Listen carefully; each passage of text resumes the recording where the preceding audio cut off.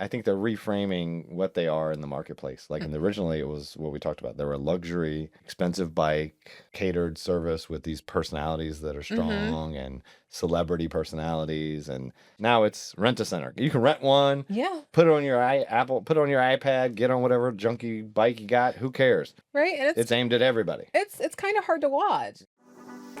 Welcome to Married to the Startup. I'm Alicia McKenzie, a wellness entrepreneur and digital creator. Alongside me is my amazing husband, George, the CEO who's always ready for a new challenge. We've been navigating marriage and running startups for over a decade, and we're here to share the real, unfiltered journey with you. Join us for insights and candid conversations about integrating love, family, and entrepreneurship. This is Married to the Startup, where every day is a new adventure. Welcome to episode 56 of Married to the Startup. I am your host, Alicia McKenzie. And I am your co-host, George McKenzie. I almost forgot my name. Was that a hard one? Yeah, it's late in the day. We were doing a 4-person, what was it? It was for South by Southwest, and it was a video, and one of our girls kept forgetting her name. I think we had to record it 5 different times because she just couldn't say her own name. She's like, I'm not sure what's going on right now, but this is just, it's not working. So never had that happen to me. Words are hard. Sometimes. All right. We are in the last week. I know. It should be like a Christmas show. Is this the last week? It's the last week of the year. Yeah. Last full week it of the is. year. It is. Man. Wow. So going into 2026, and I'm sure everybody's got their New Year's resolutions. Yeah, I guess maybe in the next episode we should go over the family budgeting or the family forecasting for 2026. Yeah, how we set our year up. Yeah. That's a good idea. That'd be interesting. But New Year's always kind of grinds my gears. The thought of I was just hear Peter Griffin grinds my gears. That's where I pull it from. The thought of this new year, new you, let's do a full overhaul of all of your habits and let's go dry January and let's do this. It just seems so extreme to me. And coming from the health and wellness space, coming from a nutrition coach aspect, from a fitness coach aspect, it never works. It just never works out. Yeah, I mean, I'm sure it works for some people. I think it's like mental gymnastics. It's I'll give an example. For me, I have a hard time starting a new workout routine or a new diet routine not on a Monday. Why? I don't know. It's just in my brain. I'm like, new week, new go. I can't start a new diet on a Wednesday. It just doesn't work for me. Your week doesn't start on Sunday? No, it starts on Monday. Monday's the start of a work week. That's the start. So I get that. And I get how hey, it's been a bad year. I've got a lot of bad habits. I'm going to start clean.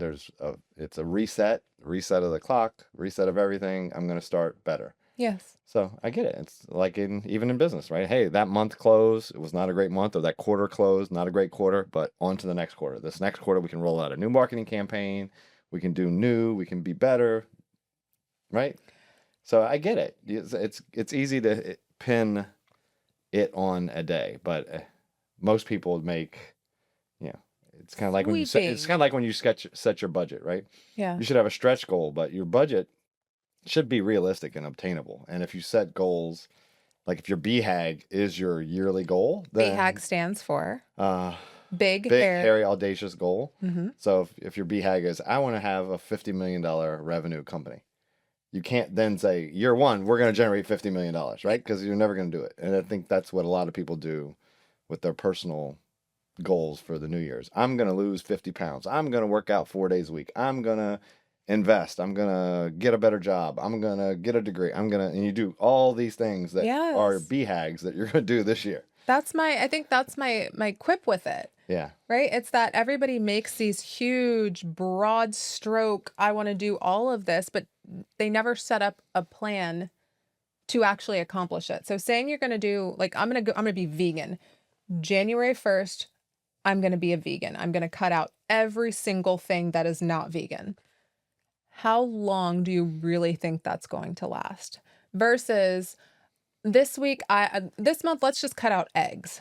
Yeah. Right? I'm taking eggs completely out of my diet. fantastic. I 100% support Yeah. you. January 1, no more eggs. Yeah. I'll be vegan 1 day a week. Something like Yeah. make it attainable. It's just, it's, I have a hard time watching people make these huge goals and then like I have to be the bad guy and be like, okay, let's break that down into maybe 6 different goals Yeah. that we can actually accomplish together. Mm-hmm. But Yeah. then they were like, no, I want to go hard and fast. Let's go all Yeah. in. I'm an all in type person. Yeah, I get it. Right? Like being an And all in that's type great person. until the second week of January. Or even like February, and then you feel like a failure because you weren't able to do what you said you were going to do, and then I have to pick up all the pieces, which is also why the health and wellness industry is exhausting because it's like I'm a therapist. Yeah, imagine being a therapist. That's what I was just thinking. That's Yeah. probably the similar to a therapist, or if you're in any sort of addiction crisis type Yeah, thing, like it's like trauma dumping. everybody's gonna relapse. Like the odds are they're gonna relapse. So you're like, it's got to be a hard career choice. Yeah. And hats off because it's required and needed. But Yeah. man, it's kind of like being a weatherman. You're wrong more times than you're right. Right? It's like they're constantly. It's a happy job though. Well, I guess. Yeah. Right, like, oh, it's gonna rain, or it might not. Hey, it didn't rain. It's kind of like tax accountants. They're like, oh, hey, you got to prepay all this amount. And then like, hey, look, you're getting a refund. You're like, I'm not getting a refund. I overpaid 4 months ago. It's not a refund. You're giving me my money back. Exactly. If I didn't overpay 4 months ago, I'd have had that money 4 months ago. Yes. But the new year is the inspiration for today's topic, which, New year, new you. right? New year, new you. Okay, I'm going to work out 3 days a week. Yes. And I'm going to use my big, beautiful Peloton to do it. Nice. We have one of those. We do. I actually have two of those. We have the Peloton tread, the Peloton bike, and then we also have the hydro rower. Yes. Right. I've yet to get on that. I need to do that. That's going to be my New Year's resolution. I'm going to hydro row Once a week. once a week. There you go. That'll be my cardio. See, that's attainable. Yeah, I need to introduce cardio into Once my a week, hydro row. Let's do it. Right. But Peloton was the princess of the pandemic. It was. It was- I think it even had a little cachet prior to the pandemic, I thought. Did it? I remember it was in the malls, right? And you had like these high-end stores. And, Yeah. Because it was in the Galleria here. And you're like going, you're like, ooh, this is cool. Yeah. Wow, it's online. You got this big TV attached to the bike. That's kind of new. Normally you just had this big screen that kind of showed you the hill you're climbing or your output. But this was a television screen connected to the internet. Someone's staring at me and Yeah. talking to me. You're like, oh, this is cool. So let's set the scene. Okay. January 2021. Peloton stock hits $167 per share. Woo, we're all And rich, baby. The company is worth $50 billion. Boom. They can't keep up with demand. Of course not. All the gyms are closed. And what was the rise up? What was the valuation problem? Everyone's working out from 2020? home. We're still setting the scene. Yeah. And John Foley, he's the CEO, on top of the world.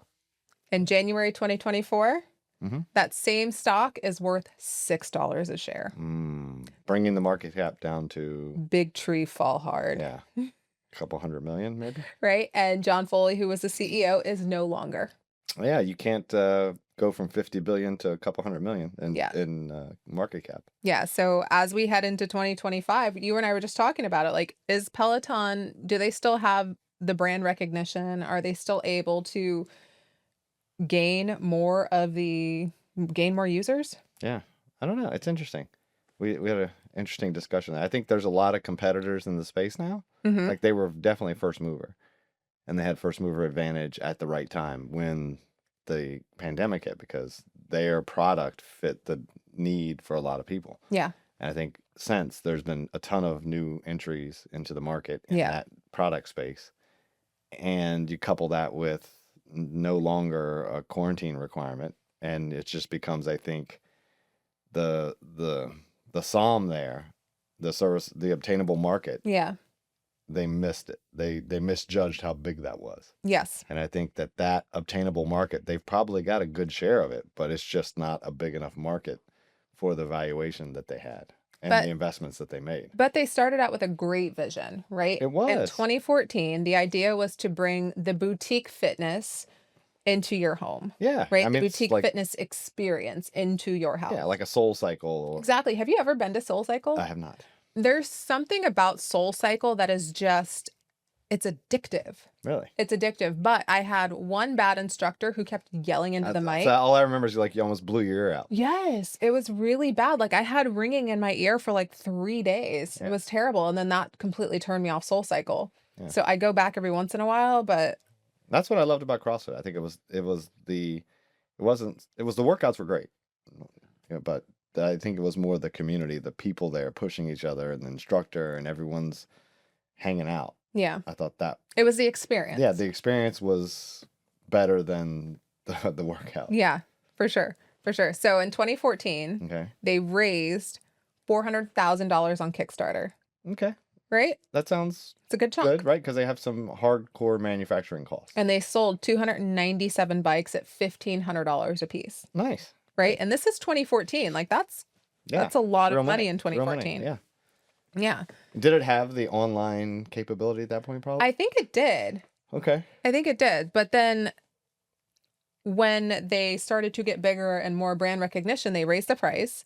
And then they also raised the subscription price to $44 a month. Right. I mean, yeah. It's one way to go about it. Right. So they were positioning themselves as luxury fitness.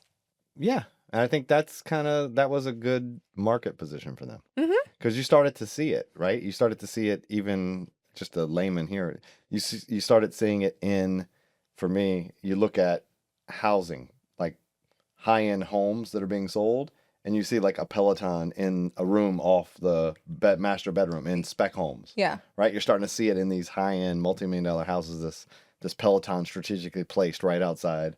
And it was started to go into shows. Remember, it was in Oh, I know. Billions. That was it was in, and just like that, but that actually hurt their market. Yeah, I'm just starting to say it became this high-end possession that was associated with. It was synonymous with luxury. And yeah. So I thought that was a great positioning for them. For sure. But one thing that was really, really interesting to me and the Peloton experience was their positioning of their instructors, right? Like they were almost mini celebrities, right? Like you've got Cody Grigsby, who I love, like I still love, and he was one of my favorite riders. Yeah.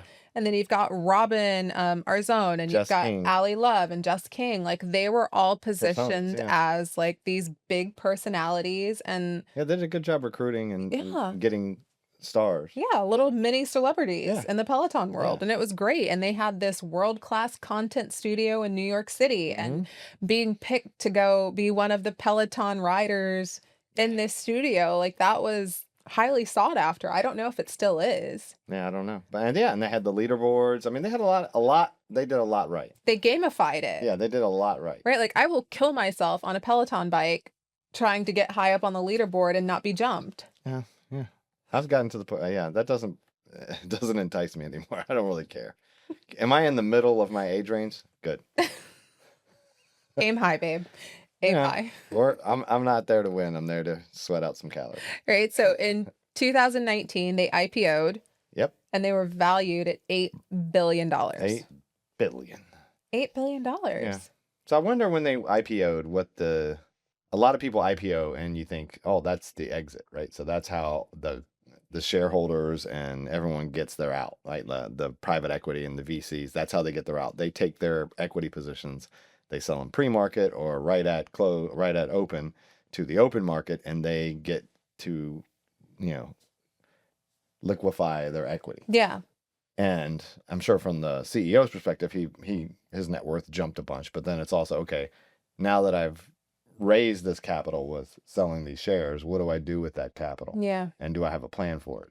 Or is the plan really, hey, we have to go public so everybody can exit and get rich off the public space? Yeah, that's a good point. I wonder what the inner thoughts behind What the driving IPOing force was. Do I need more liquidity to invest, to grow? Yeah. Or I mean, it really happened just at a to pay good time everybody out? though, right? Because 2019, you IPO at $8 billion. Yeah. And then in 2020, the pandemic happened. And all the gyms shut down, and there's no boutique fitness, and and it was a sustained time period there where getting to a gym was difficult. Yeah. And then you combine that with, hey, these gym fees are expensive, and one, you can't get into the gym, so you start to cut your memberships because, well, how am I going to pay if I can't go there? And then even months after, it was, oh, you still can't go there, or the classes had to be limited, and it became this really challenging environment to find a gym. So being able to have the gym experience at home Yeah. became very attractive. I mean, we were early adopters of the Peloton, though. I still remember it in our Dangerfield house. Yeah. Right. And I remember it being in the basement, and the baby was really, really little. I can't remember which one. Was it Maddox? Maddox. It was Maddox. He was tiny, and he was in his little bouncer right next to me as I'm like doing a 30-minute Peloton ride, because that was the only way I could get in any sort of movement. Yeah. So we were early adopters. That was what, 2016, maybe 2015, 2016? Yeah. Somewhere around probably 2016. Yeah. So we've had the bike for almost a decade, and we've had the tread for probably 4 years. Yeah. At Maybe least, a little at least. longer. And that's the interesting, like the hardware is still fine. Yeah.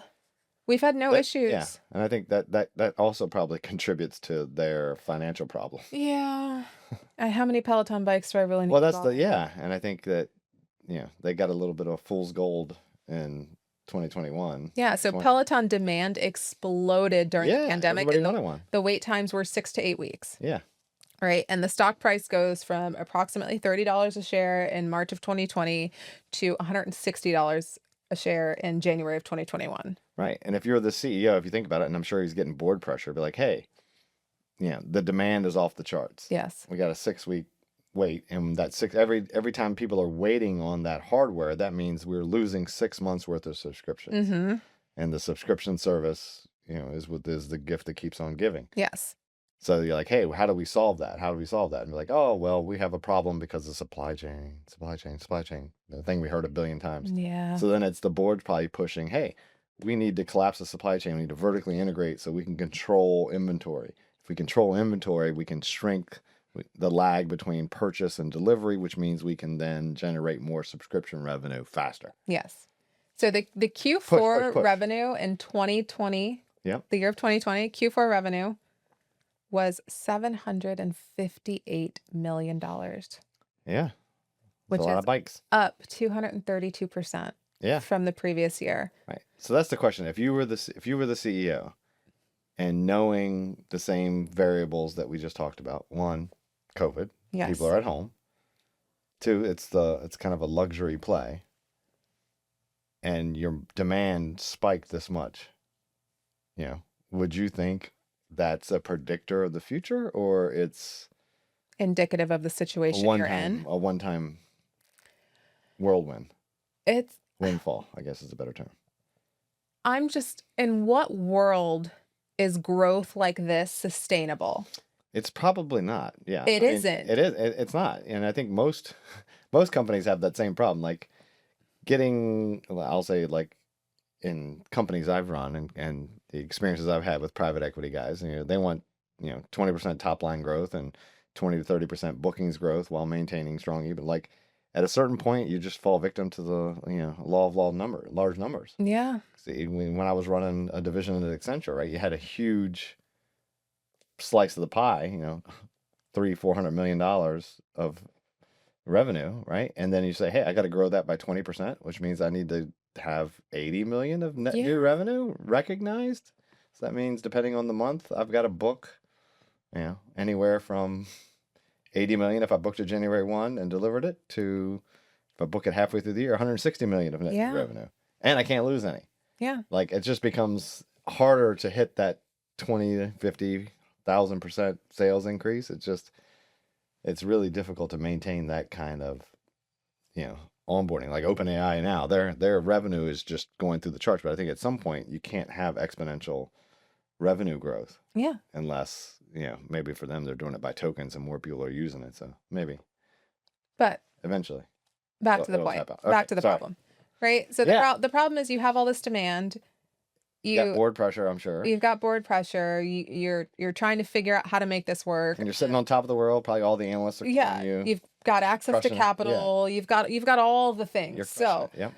I think one of the biggest things that founders have a hard time with is if you ingest all of this capital, knowing where to put it's key. Yeah. Right?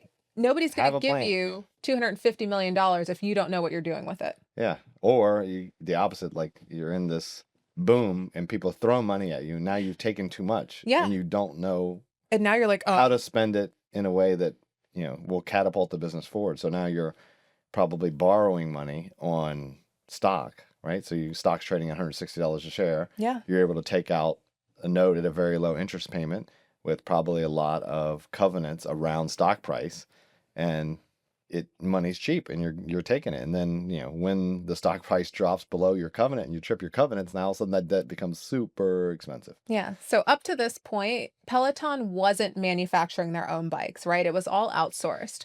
So in order to speed up demand, or in order to meet demand and speed up the process of building your own bikes, the CEO decided, let's bring it in house. Right. Right. So Vertically integrate. they spent $400 million to buy PreCore, which PreCore, when you say that name, like I'm automatically like taken aback to when I was 12 years old on my very first treadmill, like in the middle of some military gym, and it said PreCore across Yeah. the front. Like this is an old school brand. I think hotels. Yeah, it's a hotel treadmill.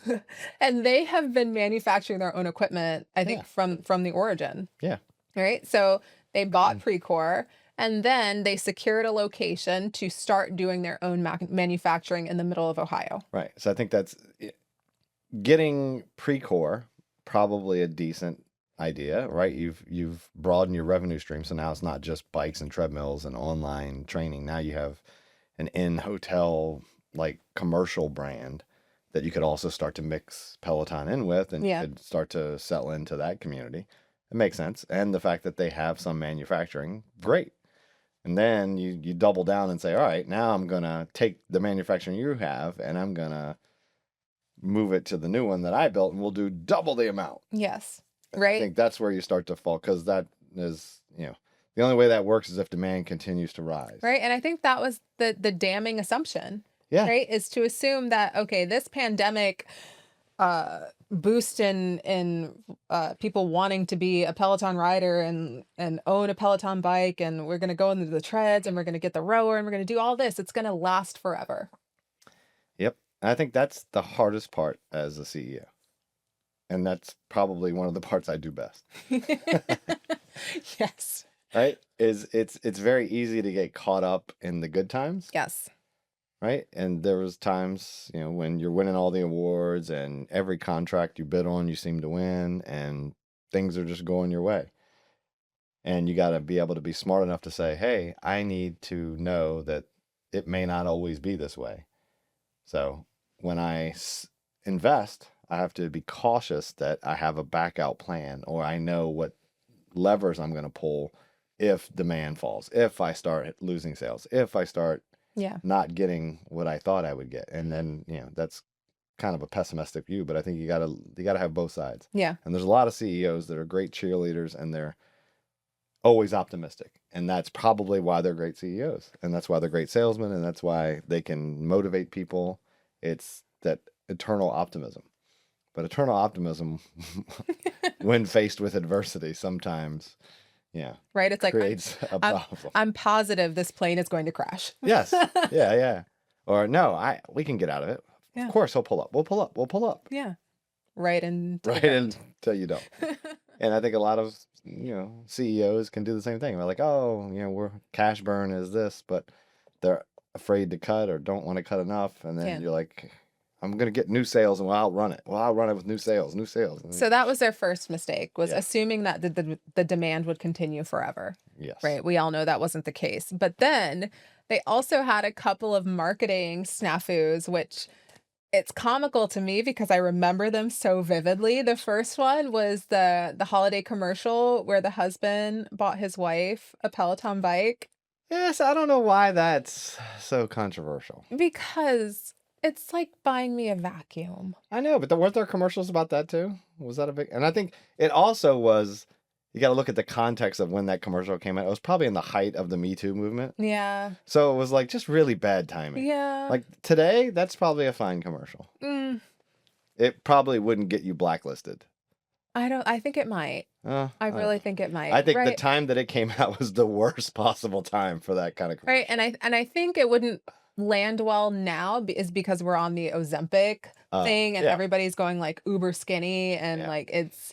Yeah, I don't think it would land well, period, right? So bottom line, husbands, don't give your wife a Peloton, right? Because then all of the backlash was, is he saying she needs to lose weight? Yeah. Is he calling her fat? What if she bought him a Peloton? Do you think it would have gone over better?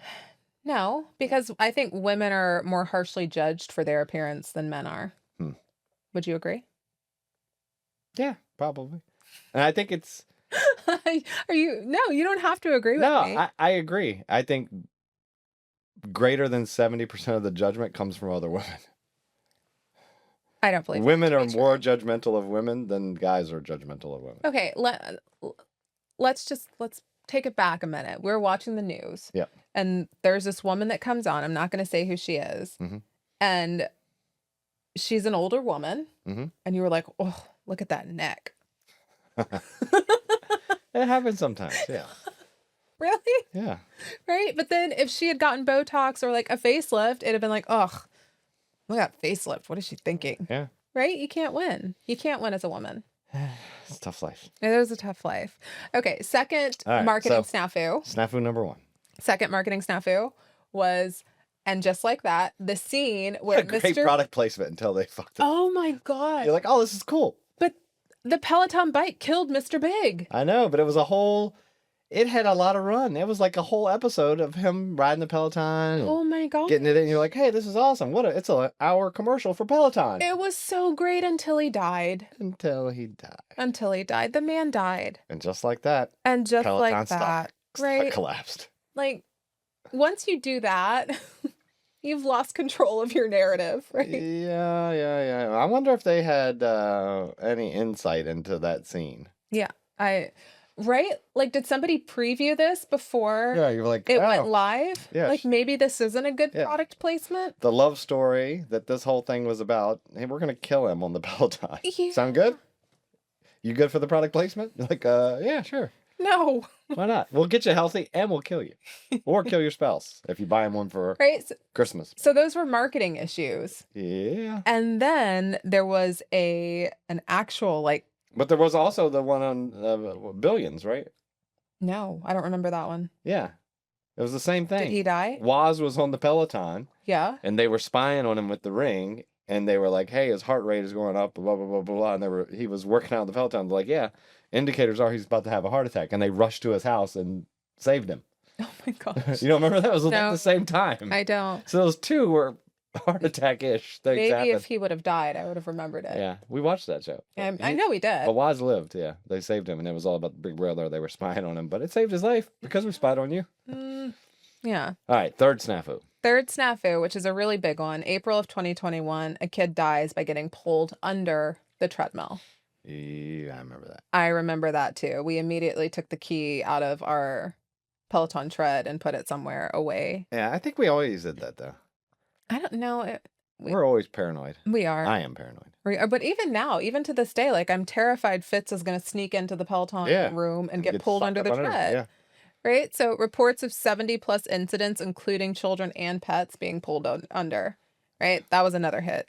And all because the back of the tread, there was too much space between it and the floor. Yeah. Oversight in design and engineering there. Mm-hmm. Right? Can't believe they didn't catch that in product safety testing. I mean, is that something you really test for? I wonder if a kid can fit under there. Yeah, but I mean, you think the treadmills have been around for a long time. Yeah. And they hadn't had this problem. So you're like, I wonder, They had a good run. someone solved it some other time. Yeah. And now Peloton goes, we can make it higher in the back. You're like, Right. oh, no, you can't. There's a reason no one else does that. But rather than apologizing, the CEO doubled down on the fact that it was a consumer safety problem and that it was essentially their fault. Yeah. Even if it's technically correct, it's not the right tone. Right? You apologize. You admit that the You're like, product. hey, we had a flaw in our quality assurance testing and product safety testing, and we're addressing it, and we're shipping this, and it's costing us. And they should have led with it. We're going to spend $5 million shipping out new replacement parts to fix this, and adjusted our manufacturing. And Yeah. Yeah. So you have all those hits, and then you have summer of 2021. Everything opens back up. Things are starting to go back to normal, and the demand takes a drastic fall off of a cliff. Yeah. Right? Yep. And Right. that's back to that flawed assumption. Yeah. Now reality is coming back to what the adjustable market really looks like. So Peloton ends up cutting the bikes by $400. Warehouses are sitting full of bikes for pandemic demand that is no longer there. Mm-hmm. And then the stock begins to drastically decline from its January high. Yeah, you can see it's a cacophony of bad things. Mm-hmm. So yeah, if you misjudge the market and now you're saying, hey, I've got to create a company that can produce and sell bikes for 1 million people a Yeah. year, and then you realize that post-pandemic, the adjustable market is really 500,000 people a year. You've got way too much supply. Mm-hmm. And most likely, you've taken on a ton of debt, backed up by a stock price of 160. So a lot of, debt triggers are happening. Yep. And then November of 2021, Mm-hmm. what happens to the stock market? Oh, that was that was not fun. Oh, I know. Yeah. Stocks plummet 35% in one day. You remember that very I do remember that. That was a hard It day. was. It's like, ugh.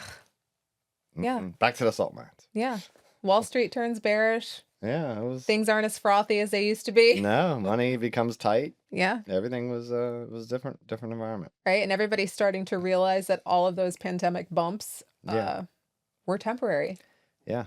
All the surplus, all the. Do you remember though, in the beginning of the pandemic, where we're like, this is gonna be 2 weeks, and then I remember it distinctly. I was like, "It's gonna be cool. yeah, It'll be fun." We set up a little like picnic table in the kitchen area, and we put like a mat down. Like, oh, the kids will do crafts. It'll be like a 2-week, summer vacation. spoiler, it was not 2 weeks. It was not. It's more like 2 years.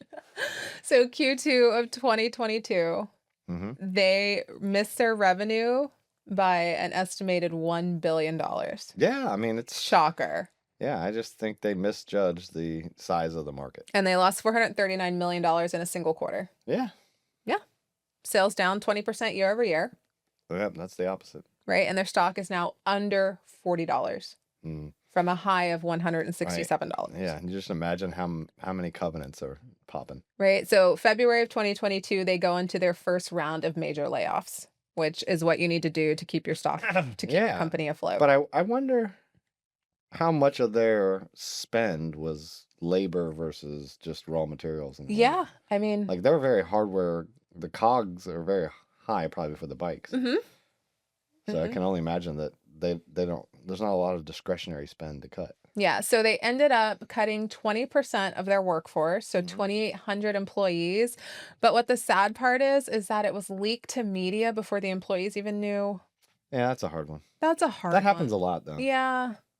But it doesn't make it any less shitty. Like, oh, sorry, somebody accidentally leaked this, but you lost your job. Yeah, I mean it happens a lot. I've had layoffs. Yeah. I had to do layoffs, Mhm. and the problem you try to time it the best you can to reach everybody at the exact same time, and you don't want it to be a mass event where you have like, oh, 2,800 people come to the auditorium, you're fired. Yeah. Right? It's more of, hey, individual teams will go team by team, Yeah. but the problem is you can't shotgun it all at once, and especially if you have, people in different time zones and different continents, that Yeah. it becomes a wave, and as soon as you say it to the first group, Everybody knows. everybody's on Slack, everyone's texting, and you can't keep a lid on it. So that's a hard one.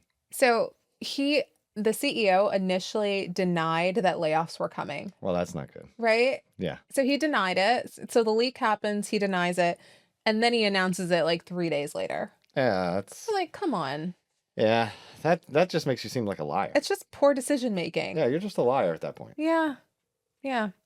So an internal memo leaked showing Foley saying that the company was resetting. Okay. And this one I'm having an interest, like I'm conflicted, right? So during these layoffs, they're coming after the CEO saying he's still keeping his Hamptons house Okay. What does one have to do with the other? while cutting thousands of jobs. What does one have to do with the other? Your personal life and your work life should not be commingled. That's like saying you're doing poorly at your job, you should sell your house. Yes.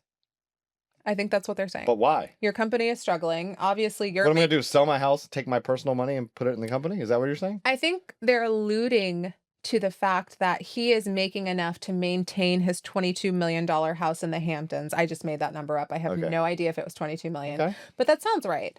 I mean, if you're owning in the Hamptons, it's probably 15 to 22 million, Okay. but you're making enough to keep that house, but you're not making enough to keep your 2,800 employees. Yeah. What are you going to do?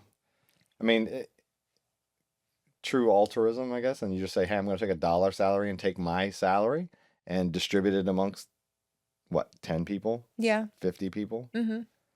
And then what? And then we're all 6 months, miserable. 6 months later, I got to cut the 50 people and I still make $1.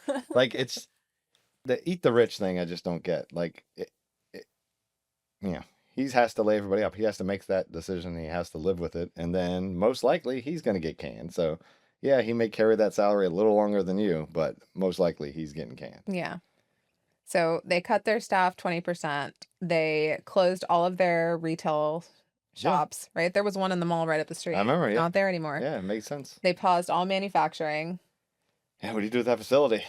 And then John Foley steps down as CEO in February of 2022. I'm sure it was his decision. I'm sure it was. He becomes the executive chairman, keeping some controls. Mm-hmm. The stock is now under $30 a share. Yep. And in September of 2022, he is officially out. Yeah. As right. chairman. Yep. Right. And Still then, have the Hamptons house? I don't know. Was he able to maintain his Hamptons I don't house? know. My guess is yes. And then his board member, who is also his wife, also exits the company. Oh, go for them. Right. So now the new CEO, Barry McCarthy, he was the former CEO of Spotify and Netflix, or I'm sorry, the former CFO of Spotify and Netflix. All right. So now it's obvious they view this as a subscription business. Yes. Not a hardware business. Absolutely. So right. That whole foray into PreCore and building, you're like, yeah, that was a mistake. We don't want to do that at all. Yeah. We want to be all content library and subscription service. Absolutely. So Bike is nothing more than a mechanism to get you to subscribe to the service. For sure. So they set up a rental program, and then they also set up a partnership with Amazon, and then they set up an app-only subscription, right? Cutting their price from, I think it was $39 down to $12.99 a month. You have the ability to use Peloton's content on any bike and any tread, and on Apple TV to do the fit and the yoga and the workouts. Yeah, I'll use that. Right. And their biggest competition there is like free YouTube videos, right? During the pandemic, the amount of influencer or fitness coaches and fitness influencers that developed their own content for free on YouTube, right? You're competing with that. Yeah, and you're competing with Apple Fitness. And did that really take off? I mean, it's still there. Is it? Yeah, there's a lot of these online fitness apps that exist. Mm-hmm.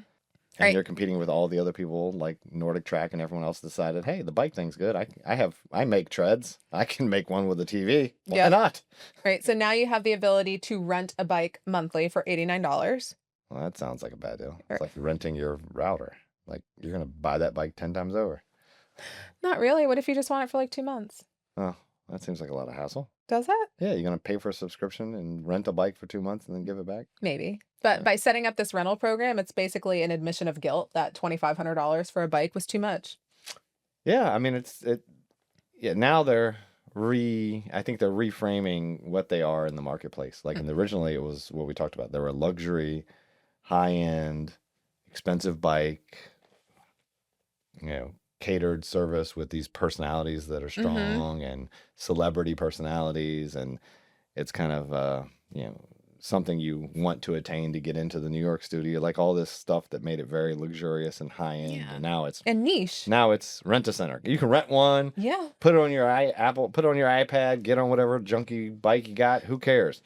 Right? This is $4 a month, $10 a month. Right, and it's aimed at everybody. It's kind of hard to watch. It's really a fall from grace. Yeah, right. It's like seeing luxury. Yeah, Hermes going, hey, you know what? We're going to sell it for $400 and we're going to be in Walmart because our target market we've exasperated it. So now we're going to go after the low end market, which most companies create a new brand to do that. Yeah. Not tread on the old brand. Not try to rejigger. Yeah, and make the high-end brand now the low-end brand. Yeah. So they had additional layoffs. They're trying to restructure this thing into some sort of profitability. They closed all of their retail showrooms at the end of 2022, and the total job losses in the 2 years was over 5,000 people. Yeah. I mean, why do you need all those people? Yeah, why do you? Basically, you really, if you outsource all the manufacturing and the shipping, drop shippers and everything, you probably just need the personalities Yeah. and maybe some IT. Yeah. So then that $400 million PreCore acquisition, Probably not looking so good. They're probably trying to jettison it. now, right? massive write-offs, right? And then they're trying to sell off the excess They manufacturing got to. equipment, Yeah. right? And probably they just want to get out of the manufacturing altogether, I'm sure. Yeah. And sell it and create some sort of, agreement to continue to manufacture there for some period of time so that the new buyer gets, immediate, Mm-hmm. customer. So where is Peloton today in your mind? Where do you see it fitting into our fitness landscape? Yeah, I mean, I think it still has, it's the, home gym experience. Mm-hmm.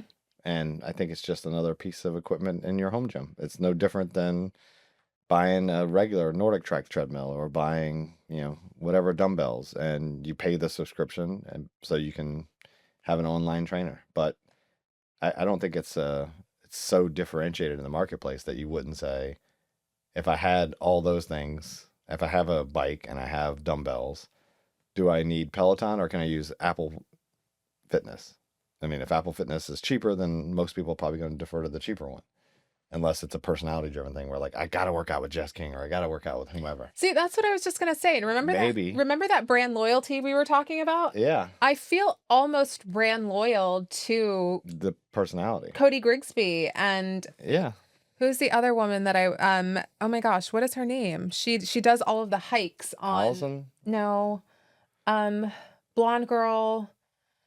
Oh my gosh, Rebecca something. Okay. But she does all of the Peloton hikes, right? Like I feel Yeah. I wonder what kind of contracts they have with those people if they wouldn't just jump ship to like, it's like being an athlete. Like, if you're loyal to Cody or whomever, and then Apple or Google or whatever new fitness app says, I'm going to pay them more to come over here and bring all their audience with them. I don't know if I care that much. Exactly. Yeah.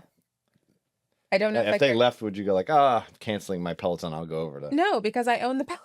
Right. But if you don't own the Peloton, then, So I still think they have a place in the marketplace. I just don't think the market is that big. Who do you think their competitors are?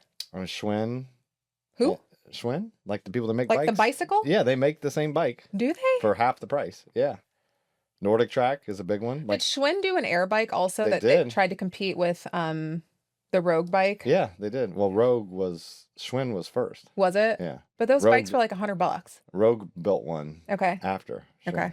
The Airdyne was first, I think. Oh, Airdyne. That's what I'm thinking of. Yeah. Schwinn had the cheap one, then Airdyne had the expensive one, then Then the built Rogue one. Monster came out. Yeah. Okay. So, yeah, I think Schwinn's there. I think Nordic Track is probably their biggest like direct, I would say, because Nordic Track has their whole iFitness network and same kind of trainer thing. They have the treadmill, they have all the same equipment, all the same everything. And I think they're cheaper when it comes to the unit price. Mm-hmm. And then you think about an app only, there's probably 1 billion Yeah. competitors in that space. There's so many apps.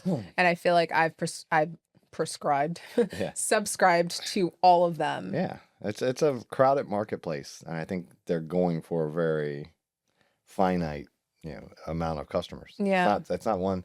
And I think we talked about it, like the bike. Once you've sold that bike, we haven't bought a new one in 6 years. So if the market cap, if there's 1 million people in the market for this and you sell to 500,000 of them in the first year, there's not much left to sell to because no one's going to rebuy. Yeah. Like Apple did a great job of continually forcing you, A, illegally, and then B, coming up with minutia of features to get you to buy the new one. And it's more really just the cachet of, oh, do you have a 15? Ooh. You don't have the 17 plus or 8. I don't even know what fucking number it is anymore. I don't feel that. But I mean, there's a lot of people that do, right? Yeah. And especially the younger people that are big on what version you have. And I'm sure Do you think our children fall prey to that? not now because they're not in that environment, but I think eventually. Really? Yeah. Let's make sure they don't. Yeah. I was listening to a radio show this morning. They were talking about it's football related, but it's interesting how their take is the generations, like my generation, very competitive, right? Like when you play, you hate the other team. And when the game's over and you lose, you're like, fuck them. You go back to your locker room. And then now the younger, like, the game's over, like, oh, let's swap jerseys. Let's, oh, the game's over. Oh, we lost. Just, and it's a generational thing. I think younger people, it's more about playing the game, scoring the points, putting up the fantasy points. And if you lose, you win. Great. And I'm sure that doesn't apply to everybody. But it's interesting if that kind of culture is going everywhere. And it's like, oh. Do you think that's just in the DC area, though? Or No, is I it- think it's everywhere. Do you think it's everywhere? Yeah, I think because sports are becoming more me than team. Mm, And if I did great and we lost, who gives a shit? I still did great. yeah. I'll put it on my reels. I'll do all this Insta famous and Interesting. So the current stock price, okay. what do you think it is? What do you think it is? Give me a guess. I already looked, so I know. $10. $5 to $7 a share. Down from 160. Can you Down imagine? from a high of $167. I hope that the founders and the early employees of Peloton sold at 160 or somewhere north of 100. Mm, That had the ability to yeah. and got something out of it. Same with like the people that invested all that money in GameStop. I hope you sold and made profit. That market cap is now approximately $2 billion, down from a high of $50 billion. It's $2 billion. $2 billion. So lost 48 billion market cap. Ugh. Yeah. Yeah. Their subscribership Yeah. is declining. Yeah. There's too many people in that space and they don't differentiate. So they're around 3 million, which is down from their growth trajectory. Yeah. And do you remember when they tried to launch clothing? No. They did. They tried to come up with their own brand of clothing and then they got sued by Lululemon because it looked exactly the same. Well, and now they're partnering with Lululemon. Because they probably can't beat them, join them. Like we tried to do it and they sued us and we're like, oh yeah, it looks exactly the same. So they're still not consistently profitable, blowing through cash. I wonder, there was talks of a Peloton acquisition, wasn't there? Yeah, there was a lot of rumors that Apple was going to buy them when they launched the Apple Fitness thing, Yeah. but then that kind of, because Apple, crushes in the manufacturing process. Yeah. But yeah, they just didn't. And I mean, maybe a Nordic Track or someone will do it to take market share Mm-hmm. because they have a similar environment, or maybe another fitness thing will buy it because it just, snaps in and can amplify their existing user base. Yeah. Something to give them. But I think acquisition is probably the only way out. Yeah. So their CEO, Barry McCarthy, stepped down in 2024. And now the board is considering going private or selling. Yeah. I wonder if you go private, though, is there an opportunity to be profitable? If they're inconsistently profitable, someone must have a vision or a plan of how do I make it consistently profitable? Yeah. I don't know. Yeah. I think someone buying it and just gutting it would make more sense. I'm really interested to see the way out here. Yeah. Because you can see it if I'm a Nordic Track that has the exact same thing, Mm-hmm. right? I can just buy them, kill off the Peloton bike and tread and rower, and take the personalities, take all the library of content, and push it out to my user base.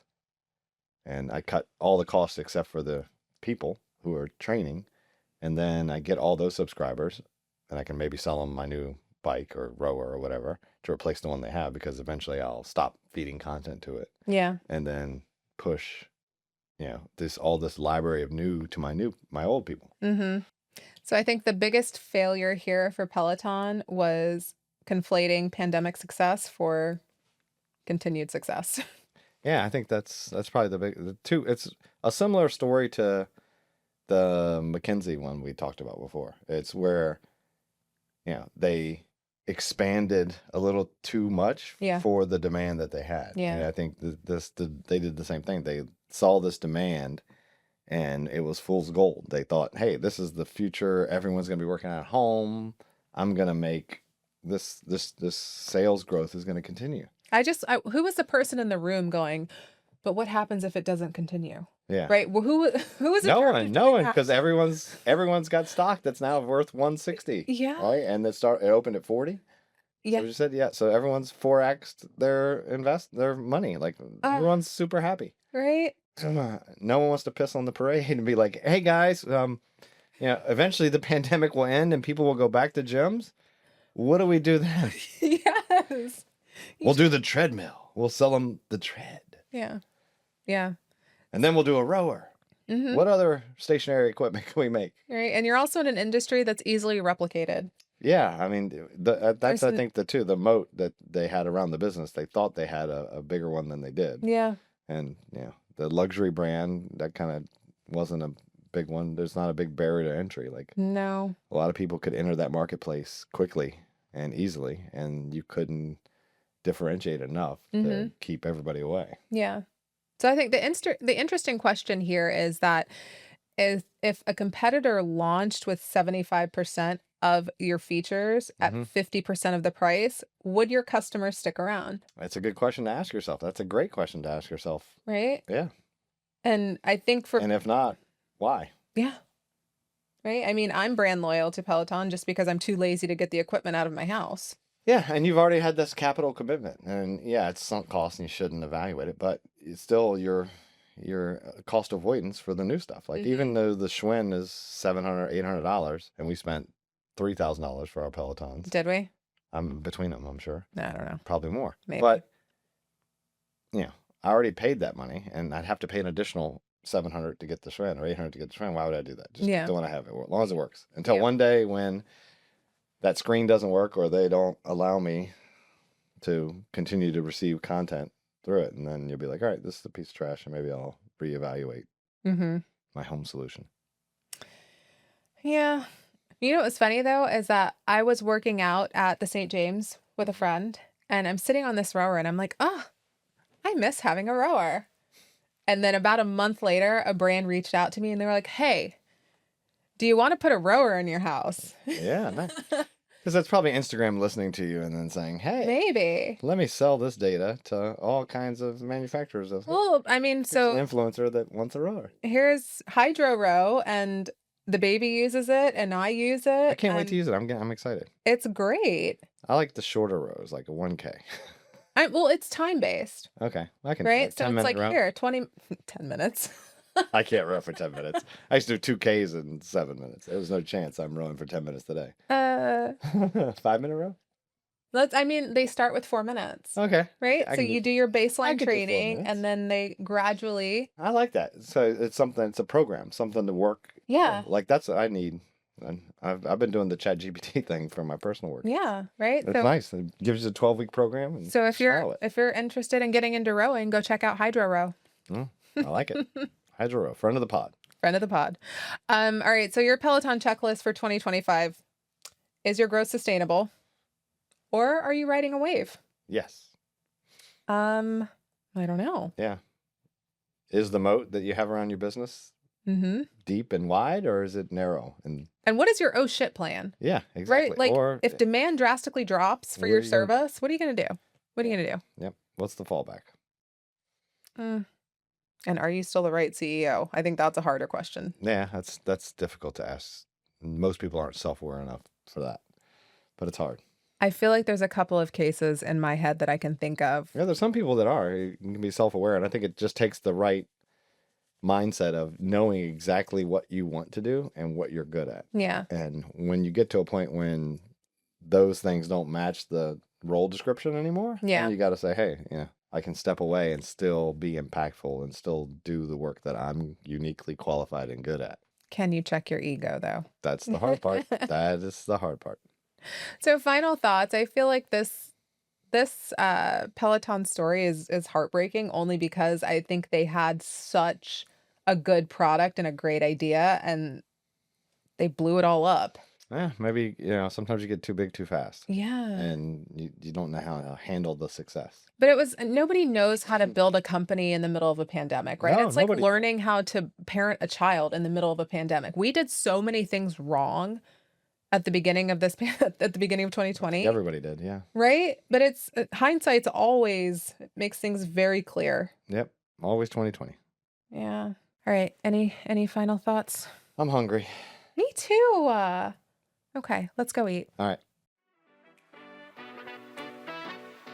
Thank you for tuning in to Married to the Startup. We hope you enjoyed today's episode. If you did, please take a moment to like, rate, and subscribe to our podcast. Your support helps us reach more people and keeps the conversation going.